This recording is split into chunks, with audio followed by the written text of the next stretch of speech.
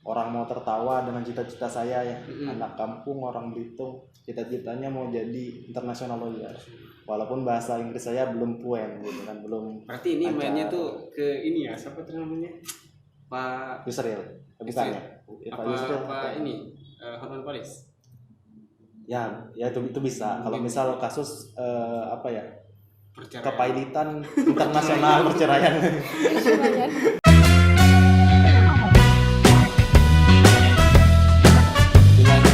Assalamualaikum warahmatullahi wabarakatuh. Waalaikumsalam warahmatullahi wabarakatuh. Oke, alhamdulillah kita masih dipertemukan dengan Abang Yuda dengan Kakak Karina ya. Ya. Masya Allah. Gimana kabarnya Bang? Alhamdulillah sehat walafiat. Kak Karina bagaimana kabarnya Kak? Alhamdulillah juga sehat-sehat aja. Alhamdulillah. Jadi kita ini berbincang-bincang santai aja sih Bang. Ya Karina, Kak Karina ya. Ya. Oh iya, sorry. Nah mungkin ini kita ngebahas masalah yang sering terjadi di kampus gitu. Oke. Nah mungkin pertama-tama nih Bang, aku nanya, Abang nih jurusannya apa Bang? Sekarang hukum, terus kemudian konsentrasi karena di Fakultas Hukum itu ada 4 ya, pidana, perdata, HTN, HI, hukum internasional. Nah aku pilih HI, Hukum internasional. Kalau Kak Karina? Saya juga jurusan hukum, tapi kalau untuk konsentrasinya saya mengambil hukum perdata. Oh, hukum perdata. Ya. Berarti ini lebih mengarah ke kayak apa ya? Pertahanan gitu ya. Ya. Lebih Asik. Oke, mungkin ini ya. Saya pernah dengar bahwa akan ada apa itu namanya pengadaan peradilan semu ya. Iya. Nah itu dari kampus UBB. Iya. Ini dari eksternal atau internal kampus? Oke. Nah kalau untuk internal kampus itu ada yang saya jelasin dari awal dulu ya Bang. Oh iya siap mantap nih. Nah jadi di dalam kampus itu kan ada yang namanya Ormawa Bang, organisasi mahasiswa. Nah itu ada tingkatannya, di tingkat universitas sama di tingkat fakultas seperti itu kan. Nah di Ormawa itu ada yang namanya organisasi lembaga sama organisasi minat dan bakat, itu secara umum. Nah organisasi lembaga ini seperti apa contohnya? Itu dimiliki di universitas dan fakultas. Organisasi lembaga ini contohnya itu adalah BEM, Badan Eksekutif Mahasiswa, kemudian DPM, Dewan Perwakilan Mahasiswa, sama HIMA. Nah, HIMA ini di jurusan biasanya, Himpunan Mahasiswa. Nah, kemudian kalau di tingkat universitas untuk minat dan bakat itu namanya UKM. Unit kegiatan mahasiswa. Oh, iya. Nah, tapi kalau di Fakultas Hukum sendiri itu karena tiap fakultas itu di UBB itu memiliki budaya beda-beda Bang. Nah, kalau di UBB itu kalau di Fakultas Hukum FH itu untuk organisasi yang minat dan bakat itu menggunakan kata komunitas. Komunitas. Oh, iya. Nah, jadi di FH UBB itu ada 7 ormawa, 3 organisasi lembaga yaitu tadi DPM, BEM sama HIMA. Nah, 4 organisasi minat dan bakat. Itu ada KPS, K2OS, Kapik HM sama KDA. Nah, ini ada yang bergerak di bidang olahraga ada, kemudian yang di bidang informasi hukum ada. Nah, yang KDA tadi bergerak di bidang dakwah. Dakwah pun juga ada. Nah, kalau kami sendiri ini unsurnya dari KPS atau Komunitas Peradilan Semu gitu. Nah, tapi sebelum masuk lebih jauh ya Bang. Kami merasa terima kasih juga sudah diundang ke sini kan, podcast kantor hukum gitu kan, dan merupakan hal yang baru dan menjadi hal yang menarik bagi kami jadi mahasiswa hukum ketika kita akan berbincang-bincang di tempat yang memang praktisinya seperti itu. Mungkin kita di sini untuk mengasah ilmu kita kembali gitu kan. Ya mungkin ada di kampus ataupun di luar kampus ya seperti itulah, harus kita gali-gali terus. Dan harus kita sharing-sharingkan juga kepada khalayak umum gitu kan. Nah ini yang mengadakan peradilan semu ini nantinya dari organisasi apa? Oh ya tadi KPS, Komunitas Peradilan Semu. Komunitas Peradilan Semu. Ya, KPS. Oh itu internal daripada kampus tadi ya? Ya internal kampus, dan dia ortom, maksudnya organisasi otonom di bawah BEM dan secara legalitas kan kita orang hukum bicara legalitas. Siap. Secara legalitas itu dari SK dekanat gitu. Jadi secara dasar hukumnya adalah SK dekan ya. Berarti ini isinya itu semuanya itu anak-anak fakultas hukum berarti? Iya. Apa bisa juga dari fakultas lain? Enggak ya? Bisa tambahkan gimana Kak? Jadi, Karina ya, bener Kak Karina nih. Jadi begini, awalnya dahulu itu sebelum pada perencanaan untuk mendirikan komunitas peradilan semu itu sendiri, awalnya itu berbentuk UKM, unit kegiatan mahasiswa, yang mana tadi sudah dijelaskan oleh saudara Yuda. UKM itu kan tingkatnya di universitas tuh Bang. Nah itu tuh SK-nya adalah dari rektorat. Tetapi berhubung KPS ini hanya untuk mahasiswa hukum, jadi akhirnya beradalah di bawah FH, tidak jadi untuk di bawah rektorat. Jadi organisasinya itu ada di bawah fakultas hukum, tidak di tataran universitas begitu. Berarti hanya isinya ini semuanya itu mahasiswa hukum. Mahasiswa hukum semua ya. Peradilan semu menarik nih. Iya. Itu bagaimana dari mahasiswa hukumnya, pergerakan itu bagaimana gitu terhadap organisasi ini sendiri gitu. Oke. Jadi seperti ini Bang. Peradilan semu ini fokusnya di bidang hukum acara. Hukum acara, pidana, perdata, dan PTUN. Bahkan kalau secara ini sebetulnya ada yang namanya perlombaan peradilan semu, NMCC, National Moot Court Competition.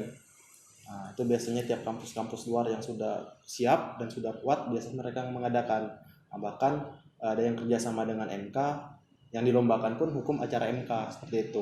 Jadi memang dia fokusnya pada hukum acara seperti itu Bang. Nah, untuk mahasiswa hukum sendiri itu memang ketika mereka punya minat dan tertarik dengan hukum acara, kan kadang kita masuk fakultas hukum belajar doang, nggak praktek, kurang nih rasanya kan, kurang kan. Nah, KPS lah tempatnya Bang. KPS, ya. Di situ kita akan dapat peran pengacara, peran jaksa, peran hakim, bahkan peran terdakwa pun ada Bang. Situ. Bisa gitu ya? Iya, dengan kaspos yang sudah kita sepakati sebelumnya.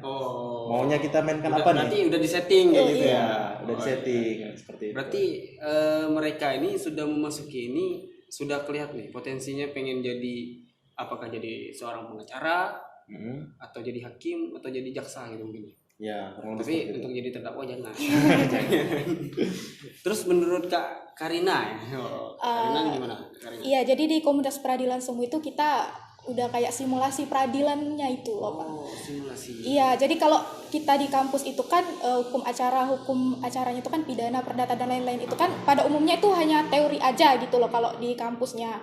Nah, kalau di komunitas peradilan semuanya ini kita udah masuk ke simulasi prakteknya gitu loh. Praktek. Oh iya. Benar. Itu tadi makanya berarti nanti udah kayak ini ya, benar-benar menangani suatu kasus gitu. Iya, gitu nanti ya? kita milih kasus kan. Ada kasus. Nah, nanti kita bikin skenario, berkas-berkas dan lain-lainnya itu. Makanya tadi itu kalau secara di kampusnya itu kan hanya teori tadi hukum acara perdata pidana. Nah, kalau di KPS-nya itu kita lebih ke prakteknya gitu. Jadi disitulah kita nanti akan mempraktekkan teori yang sudah kita pelajari gitu. Berarti ini nih udah jadi wadah gitu ya? Iya. Untuk melihat arah teman-teman ini larinya kemana gitu. Iya kan? Nah terus gimana nih menurut Bang Yuda sama Kak Karina, dari organisasi ini pernah nggak ikut demo atau gimana gitu terhadap apa ya yang saat ini booming lah gitu. Yang baik di Bangka Belitung maupun di Indonesia. Pernah nggak? Nah, kalau dari KPS sendiri kan karena memang fokusnya itu adalah hukum acara, ya memang tidak ada dalam prokernya kita mau aksi itu tidak ada gitu. Tapi kami tidak membatasi setiap anggota KPS yang memang mau ikut aksi, yaitu kan hak mereka menyuarakan. Jangan mentang-mentang kita belajar penegakan hukum loh gitu gini. Aksi itu efektif misal untuk penyelesaian masalah, ya enggak gitu juga maksudnya. Itu hak kalian mau aksi ya silakan, tapi KPS enggak sampai sana ranahnya. Gitu. Berarti terserah mereka nih yang pengen aksi silakan, yang tidak pun ya enggak apa-apa. Ya, enggak apa-apa karena terus, ini Bang, kalau untuk yang organisasi ini kan internalnya kampus. Ya. Kalau misalnya eksternal kampusnya itu ada nggak dari teman-teman Fakultas Hukum ini ikut organisasi yang di luar kampus ini seperti kayak misalnya HMI, kami atau yang lainnya lah gitu, PMII, IMM atau Permahi gitu, atau hanya Permahi aja gitu. Oke, terkait organisasi eksternalnya, saya rasa setiap kampus itu memiliki yang namanya pengaruh dari Cipayung Plus. Cipayung Plus itu kan kalau kita pelajari sejarahnya itu kan waktu tahun 98 tuh Bang. Nah, di situ kan memang ada beberapa organisasi yang masih eksis memperjuangkan suaranya gitu kan, memperjuangkan aspirasinya. Nah, Cipayung Plus ini kan isinya itu ya kayak tadi ada HMI, ada kami. Intinya mereka tuh ada 7 atau 6 gitu kan. Nah, jadi kalau terkait gerakan mereka ya saya kurang tahu karena saya bukan kader Cipayung Plus. Nah, karena saya secara pribadi itu adalah kader Permahi. Kader Permahi. Berarti ini masuk organisasi Permahi nih, eksternal kampus ya? Ya, kalau kami gerakan eksternalnya Permahi kan. Karena memang kan Permahi kan kader profesi hukum. Jadi memang kami fokusnya kepada profesi hukum gitu. Profesi hukum gitu kan, bagaimana kita menanamkan jiwa integritas gitu, kejujuran seperti itu. Kalau Kak Karina gimana Kak? Terkait dengan organisasi eksternal itu memang kalau di Fakultas Hukum mencar-mencar sih, nggak cuman di Permahi aja gitu, ada juga yang masuk GMNI dan lain-lain yang abang sebutin tadi. Tapi kalau saya sama saudara Yuda itu mengikuti organisasi Permahi.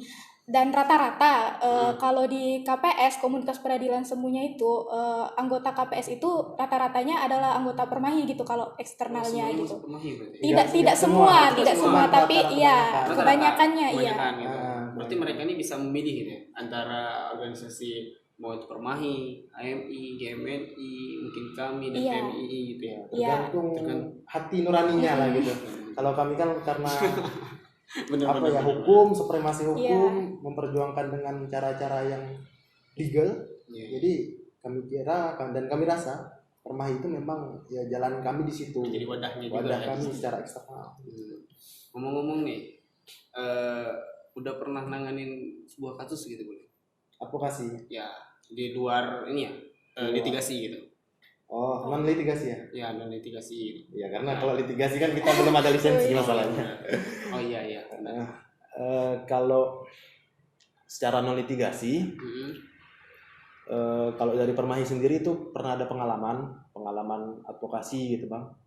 Baik perkara yang sifatnya ibaratnya itu penganiayaan lah gitu, secara pribadi person ibaratnya. Penganiayaan misalnya terhadap pacarnya itu pernah senior yang dulu cerita pernah advokasi gitu. Kalau ini Bang Yuda pernah belum? Kalau saya yang secara pribadi itu belum pernah saat ini, tapi saya lebih ke hal-hal kasus yang ranahnya itu agak publik. Nah, salah satu contohnya ketika dari Permahi sendiri kemarin advokasi waktu ada keluhan masyarakat di Desa Perlang. Itu ada pabrik pasir yang perawatan sekitaran pabriknya itu pasirnya itu ibaratnya dibiarkan tidak sesuai perjanjian awal ketika mereka mendirikan pabrik, misalnya penyiraman 3 kali gitu. Nah, itu mungkin mereka lalai. Nah, itu kami coba bangun advokasi, pendekatan warga, pendekatan Pak Kades, pendekatan BPD, juga pendekatan dengan pihak perusahaan gitu kan, dapat kesepakatan. Akhirnya kita bikin MOU ulang seperti itu kan, untuk ya kembalilah untuk memenuhi hak daripada masyarakat yang ada di sekitar situ. Nah, paling advokasinya ya berkaitan dengan hal-hal yang sifatnya publik itu kalau pengalaman saya gitu. Berarti ada sosialisasi atau gimana gitu terhadap masyarakat atau aparatur desa gitu, ada nggak? Kalau sosialisasi ini biasanya dilakukan ketika memang ada proker yang mau sosialisasi gitu. Kalau ketika memang kita fokus mau advokasi, ya kita coba jalan-jalan yang non litigasi dulu ya, mempertemukan kedua belah pihak untuk masing-masing pihak itu mendapat keadilan gitu kan. Nah, kalau salah satu cerita senior saya itu ada juga yang waktu itu cerita terkait ada proyek pembangunan jalan, lubangnya besar, ada orang ngegas, ternyata masuk lubang tuh meninggal. Masuk lubang. Ya lubang jalan tuh.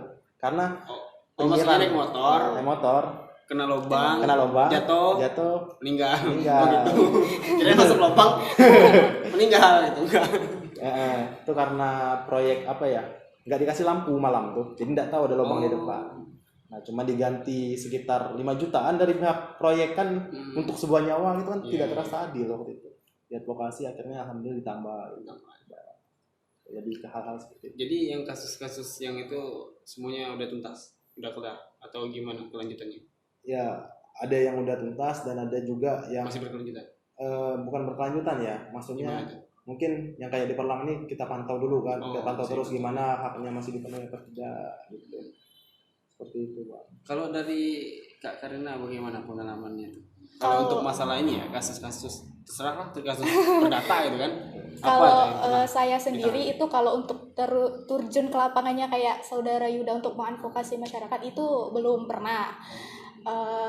Tapi biasanya kan sebelum mau turun ke lapangan itu ada kajian-kajian dulu. Kebetulan saya bironya itu kalau di Permai itu kan ada biro advokasi, memang ada bironya gitu. Biro kajian penulisan hukum itu memang ada bironya. Jadi nanti kita sebelum advokasi itu kita akan melakukan kajian dulu. Nah, biasanya kita akan ikut kajian itu terlebih dahulu gitu. Oh, berarti belum pernah terjun kayak ini? Belum. Memang sih beda ranah ya, Bang. Iya. Oke nih Bang Yuda sama Kak Karina. Dari tadi kan kita ngobrol sampai kering nih kan. Itu kan kita udah sediain nih minuman. Ya silakan diminum dulu Bang Yuda sama Kak Karina. Iya. Ya silakan minum dulu.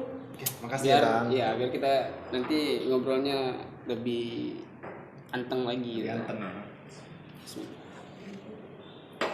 Biar enak dengan ngobrolnya, biar enggak seret juga tuh. Apa namanya itu? Tenggorokan. Gimana udah? Udah aman. Enak ya?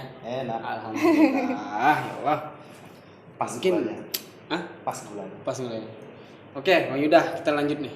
Habis minum pasti stamina-nya kembali lagi nih.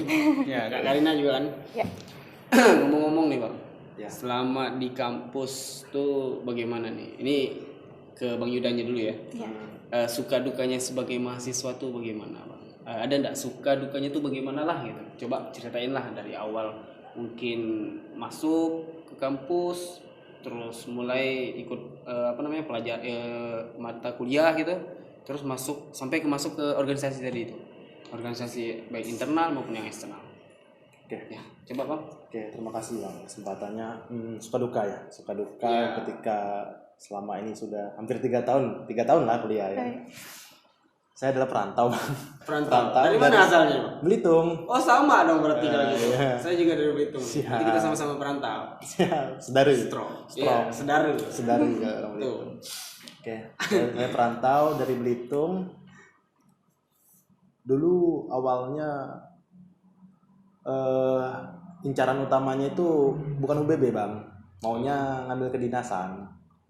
Stan. Oh, stan. Iya. Tapi karena memang jalannya seperti bukan di situ, jadi saya ambil UBB, ngambil hukum. Kebetulan dulu latar belakang saya pernah ikut LCC dulu, Bang. LCC 4 pilar. Kalau Abang pernah tahu kan lomba 4 pilar kebangsaan seperti itu. 4 pilar kebangsaan. Jadi secara sedikit banyaknya sudah punya basic lah tentang hukum, walaupun saya anak IPA gitu. Anak IPA ya? Anak IPA. Sama jadi, berarti ya? Sama lagi. Oke. Pasti kita ini ada kesamaan kayaknya. Iya, cocok lah kayaknya kan. Jodoh nih, Bang. Ya. Janganlah. Cowok. Nah, lanjut, Bang. Oke. Masuk UBB, milih Fakultas Hukum. Awal menjadi maba itu masih semangatnya. Sekarang juga masih semangat. Gitu. Alhamdulillah. Suka itu ketika kita belajar hal baru itu secara teori, ternyata hukum ini tidak segampang yang ketika kita masih jadi orang awam gitu bilang, dia salah harus dihukum ini. Ya kita lihat juga pembuktiannya bagaimana gitu kan. Tidak serta-merta mereka yang melakukan itu langsung bersalah, kan ada alasan pembenar, ada alasan pemaaf seperti itu kan. Ternyata hukum itu tidak segamblang itu loh belajar. Makin tertarik teori, kemudian juga dosen-dosennya asik gitu kan di UBB, sering juga membawa studi kasus dalam teorinya, dalam pembelajaran. Gitu. Jadi ketika kita baru dapat teori misalnya azas ini loh, kemudian udah studi kasus, oh kesini prakteknya arahnya. Nah sukanya kemudian ketemu dengan orang-orang baru kan, baik di organisasi internal maupun eksternal. Kemudian saling misalnya kita mau bikin acara, saling bahu membahu gitu kan. Wah keren nih, mantap ketika kita bikin suatu acara dan kompak solid, sukses acara tersebut, itu senang. Kemudian senangnya juga ketemu dengan orang-orang baru. Kemudian ketika memang kita diperlukan ilmunya di masyarakat, kita bisa mengtransfer keilmuan kita, dipraktekkan. Kayak tadi aplikasikan ketika tadi abang tanyakan terkait advokasi non litigasi, ternyata bisa loh kita terapkan walaupun kita belum jadi sarjana gitu kan, setidaknya seperti itu. Itu bisa menggunakan surat kuasa nggak? Kalau untuk misalnya advokasi itu di non litigasi itu ya biasanya bisa. Ya biasanya kami pakai surat kuasa kalau dari Permai. Bisa ya, tapi cuman nggak bisa masuk ke dalam pengadilan untuk beracara. Untuk beracara gitu. Suka-sukanya seperti itu sih. Nah, kalau dukanya ini duka ya. Sedih. Aduh. Udah, nggak apa-apa. Obrolin aja nggak apa-apa. Aku siap dengar kok. Siap. Kalau dukanya menjadi seorang mahasiswa, terutama menjadi mahasiswa hukum itu, ketika kita sudah lost, tidak punya lagi kemampuan untuk mengendalikan atau memanage jadwal kita seperti itu. Karena saya pernah berada dalam satu titik ketika saya betul-betul tertekan oleh jadwal antara kuliah dengan kegiatan. Wah, saking numpuknya itu saya bingung gitu kan, pusing dan bagaimana memanage itu. Kemudian selain itu sebetulnya ini bisa dikatakan duka, bisa dikatakan suka juga. Ketika kita berorganisasi ada dinamika di dalamnya. Beda kepala, beda pikiran, beda orang, beda omongan seperti itu kan.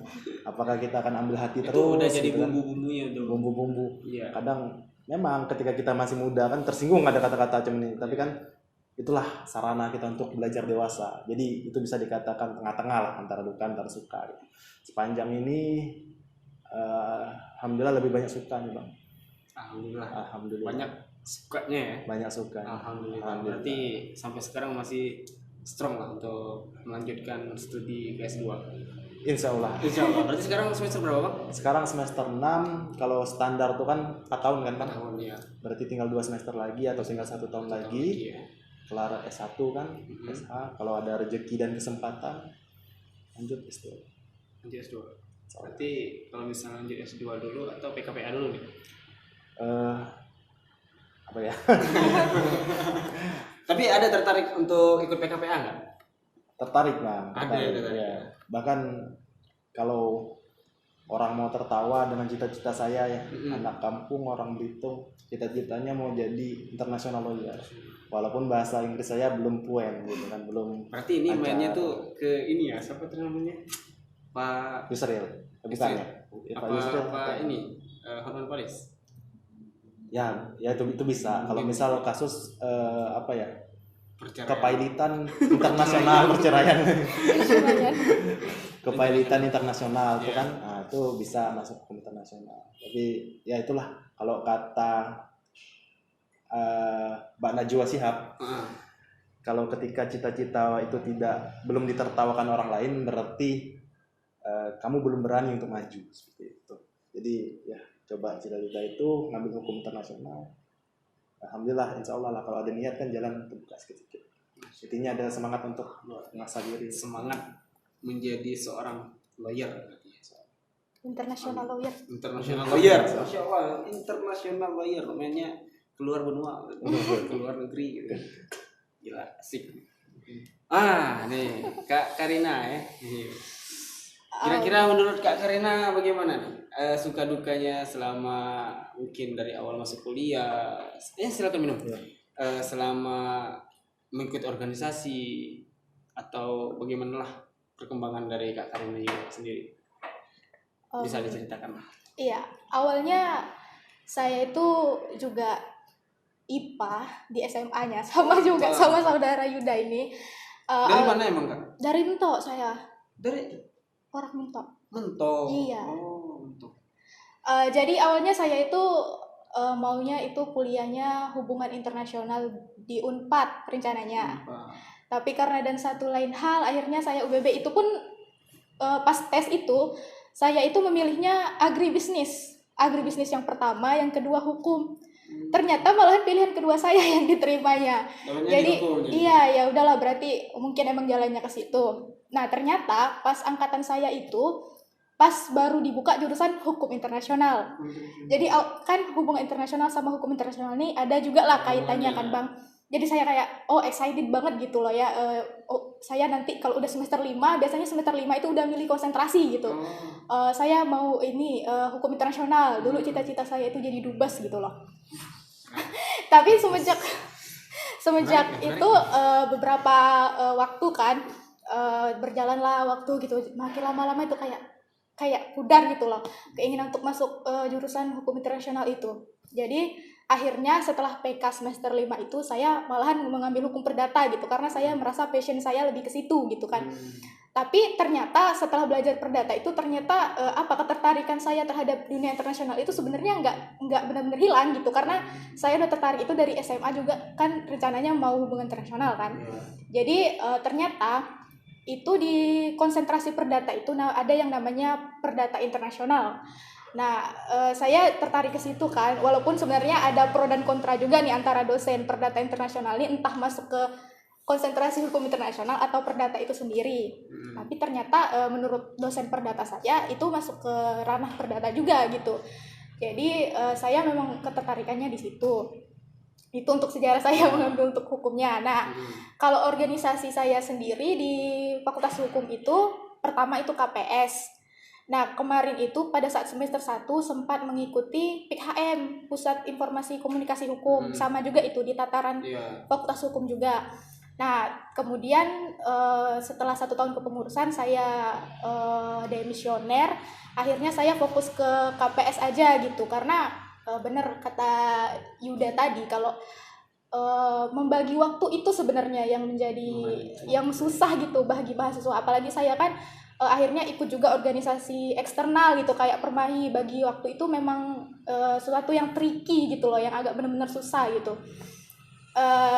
Saya yang nggak terlalu banyak jadwal atau organisasi kayak saudara Yuda aja itu kayak kesusahan gitu loh. Sebenarnya memang benar itu ada tekanan-tekanan yang kayak aduh nanti kuliah saya gimana, tugas saya belum selesai gitu-gitu.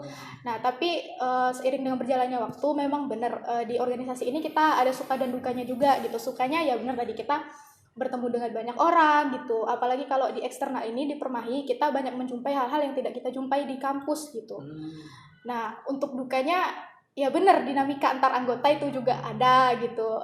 Sempat ya wajar tuh, apalagi kalau kita berada dalam suatu acara pelaksanaan atau kegiatan, itu udah menjadi hal yang lumrah banget gitu loh kalau ada masalah antar anggota atau apapun gitu. Nah sebenarnya yang paling sedih itu pada saat COVID menyerang sih. Iya, kan kami itu pertama offline kan Bang, semester 1 sampai semester 2. Semester 2 itu pun hanya sampai UTS kami offline-nya. Setelah itu kan dibantai COVID nih, kami online. Nah sejujurnya online itu nggak efektif gitu loh. Ilmunya itu ancur-ancuran banget gitu, karena secara dosen mungkin menyampaikan materi pun kurang mumpuni gitu, kurang maksimal lah gitu. Kita pun menyerap ilmunya kurang maksimal gitu kan. Nah ternyata pembelajaran online ini sebenarnya bagus sih inovasinya ya, bisa dilakukan di mana saja, kapan saja kan. Tapi itu sih kekurangannya kurang efektif gitu. Apalagi kan dosen ini benar kata Yuda tadi kan, kalau bisa di kampus itu kayak studi kasus, diskusi kan. Nah kalau secara online itu agak susah gitu kalau kita mau tentang diskusi kasus dan lain-lain itu kan, apalagi nanti ada masalah jaringan lah dan lain-lain lah gitu. Jadi banyak. Jadi pernah kayak gitu berarti? Udah sering gitu. Maaf Pak, nanti kan jaringan saya terputus Pak, begitulah. Jadi agak susah gitu, baik dalam menyampaikan ilmu maupun menyerap ilmunya itu susah gitu kalau lewat online itu. Apalagi kan KPS kan kita itu simulasi praktek. Kemarin itu kita udah sempat mau mengikuti lomba, tapi ternyata COVID, jadi tidak jadi gitu. Jadi praktek yang semula kan kita masuk KPS itu berharapnya kan kita mau praktek nih kan tentang acara hukum pidananya itu, hukum perdata acaranya itu kan, jadi secara prakteknya ilmunya pun kita dapat. Tapi ternyata setelah COVID kan tidak boleh ada kegiatan di kampus dan lain-lain, dan secara online itu pernah sih dicoba hanya untuk latihan aja gitu kan, tapi ternyata emang kurang efektif lah gitu kalau secara online itu gitu. Dan kemarin alhamdulillah udah mulai offline lagi kuliahnya, tapi ini di off kan lagi untuk beberapa hari gitu karena ada beberapa itulah kasus COVID itu. Jadi ya sebenarnya susah juga gitu. Itu sih sedihnya kalau di pembelajaran yang zaman online sekarang ini. Di organisasi pun susah gitu karena kan tidak boleh terlalu rame, tidak boleh kumpul-kumpul gitu. Kita mau diskusi, kajian nih kan, kalau di Permah itu kan sering kajian kan Bang. Kajian itu juga susah gitu loh. Mau ke masyarakat untuk sosialisasi, tadi kan kami juga ada kerja sama KID kan. Nah itu juga susah gitu, kita mengatur jadwalnya gimana gitu, kajian gimana, mau advokasi turun ke masyarakat pun susah gitu karena COVID gini kan. Apalagi ini udah mulai mau memuncak lagi kan bulan-bulan ini begitu. Sekarang Omikron lagi ya? Iya. Oh, ini Bang Yuda Kurniawan Ya, siap. mahasiswa jurusan Hukum angkatan 2019. Selamat dan sukses menerima beasiswa Vivian Gordon Education Prize tahun 2022 oleh Kedutaan Besar Australia. Wis, tepuk tangan dulu lah. Teman-teman semuanya, tepuk tangan. Luar biasa nih, Bang Yuda nih. Berarti dari tadi nih ngomong sama ini ya, mahasiswa yang berprestasi ternyata nih. Luar biasa nih Bang Yuda nih. Aduh. Alhamdulillah. Jadi gimana sih Bang Yuda? Kok bisa dapat prestasi seperti itu Bang Yuda? Coba bisa ceritakan lah. Oh, Beasiswa ya kan? Beasiswa kan? Wah, lumayan nih. lumayan. Lumayan. Alhamdulillah. Tadi penyerahannya. Jadi sebelum kesini tadi, kami ke kampus. Ketemulah sama Ibu Penny Williams, Duta Besar Australia untuk Indonesia. Nah, jadi sejarahnya Bangka ini, terutama di Muntok, itu punya sejarah yang memorable lah, baratnya yang berkesan di hati orang-orang Australia. Karena waktu zaman habis Perang Dunia Kedua, waktu itu penjajahan Jepang, koloni di Indonesia, Duta Besar Australia saat itu Vivian Gordon tadi namanya. Iya. Vivian Gordon Bowden itu dari Singapura mau ke Australia, singgah bentar di Muntok, tapi nggak sampai karena udah diperangin sama orang penjajahan waktu itu. Nah, Vivian Gordon, beliau duta besar waktu itu sama 22 orang perawat. Jadi setidaknya ada jasa orang Bangka Belitung, terutama orang Muntok kan di wilayah itu. Jadi bagi mereka menghormati dan menghargai jasa pahlawan mereka dengan memberikan bantuan beasiswa Vivian Gordon Prize ke mahasiswa. Setiap tahun itu sekali dan jatahnya satu cewek satu cowok. Oh, berarti ceweknya mungkin kakak. Oh, bukan. Kirain. Nah, dan mereka itu sasarannya itu hanya wilayah mahasiswa yang soshum gitu Bang. Soshum. Mungkin iya, soshum banyak. Bisa dijelaskan Bang, soshum itu apa gitu? Ya, kalau saya kurang tahu juga sih kalau di aturannya itu memang khusus soshum apa tidak, tapi secara sejarahnya nih Bang, penerima beasiswa Vivian Gordon itu orang-orang FISIP, orang-orang hukum, fakultas hukum, sama orang-orang ekonomi gitu. Gitu. Karena memang banyak sih informasi terkait beasiswa itu masuk ke UBB kan, ke Universitas Bangka Belitung, salah satunya Vivian Gordon. Nah, cerita kenapa saya kemarin daftar itu ya, ketika kita semakin bertambah umur, semakin merasa menjadi beban orang tua, betul kan? Ya, benar-benar. Apalagi saat UKT-an kan. Berarti dengan ini nantinya terbantu lah ya. Alhamdulillah. Untuk biaya-biaya segala macam di perkuliahan. Ya, untuk biaya UKT sih terutama. UKT kan, karena kita melihat kawan yang sepantaran kita, ada yang dapat jadi petugas, udah kerja gitu kan. Kita masih belajar gimana nih orang tua terus biayain kita, adalah perasaan kayak gitu kan. Saya daftarlah beasiswa. Berapa kali saya daftar beasiswa belum lolos, Bang. Pernah daftar. Berapa kali emang? 2 kali kalau nggak salah. 2 kali ya. 2 kali. Ada, motivasi untuk ikut beasiswa ini berarti orang tua ya. Ya orang tua. Nggak mau jadi beban orang tua. Sama abang. Itu. Ini Kak Karina gimana Kak Karina? Saya masih jadi beban orang tua. Dari yayasan Nggak ayah ada bunda ini nih, saya. jejak Bang Yuda nih. Luar biasa nih. Tahun depan lah, Aduh. tahun depan. Tahun depan ya. Oke, mungkin Bang Yuda nih. Siap. Thank you nih. Kak Karina juga thank you. Terima kasih banyak sudah hadir di acara podcast kita ini. Semoga kedepannya kita bisa sharing-sharing lagi di luar terkait hukum-hukum yang lainnya lah ya. Ya mungkin saya bisa belajar lah sama Bang Yuda dengan Kak Karina juga ya. Oke, mungkin itu aja sih. Thank you juga ilmu-ilmunya juga yang sudah diaplikasikan di acara ini. Dan semoga para pendengar dan penonton ini bisa mendapatkan manfaatnya. Amin. Amin. Oke, thank you Bang Yuda. Siap. Makasih juga. Ya, Kak Karina. Semoga di luar kita masih bisa bertemu lagi.